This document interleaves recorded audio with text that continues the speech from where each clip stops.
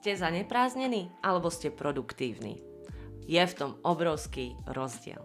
Všetci poznáme ten pocit byť v jednom kole celý deň. Odpovedať na každú správu, chodiť na každé stretnutie, umývať riad, variť večeru, upratovať auto, odviezť deti, stretnutie s kamarátmi.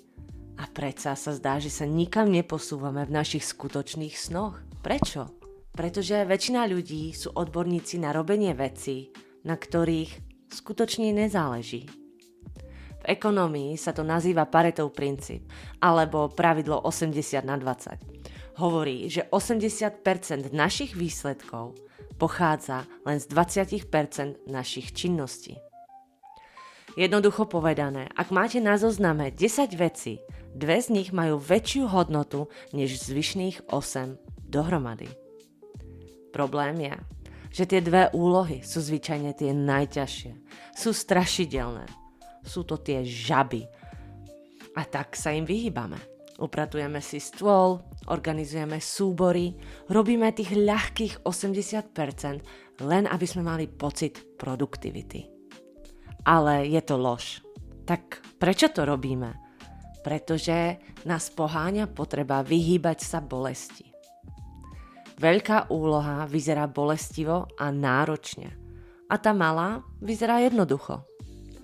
Musíme však zmeniť pravidlá hry. Musíme si uvedomiť, že skutočná bolesť pramení z toho, keď sa o rok obzrieme späť a zistíme, že sme sa nepohli z miesta. Pozrite sa na svoj dnešný zoznam. Nájdite tých horných 20%. Nájdite 1 alebo 2 veci, ktoré vás skutočne posunú k vašim cieľom. Napríklad, ak je vašim cieľom dostať sa do formy, vašich 20% môže byť jednoducho cvičiť 5 minút každé ráno predtým, než urobím čokoľvek iné. Nakreslite si okolo týchto úloh krúžok a dajte si pravidlo. Nesmiem sa dotknúť tých spodných 80%, kým nebudem mať hotových tých horných 20%. Prestaňte robiť malé veci dokonale a začnite robiť veľké veci, aj keď nedokonale. Uvidíme sa v ďalšom videu. Zvažte dôsledky, kde sa naučíme, ako presne identifikovať úlohy, ktoré vám zmenia život.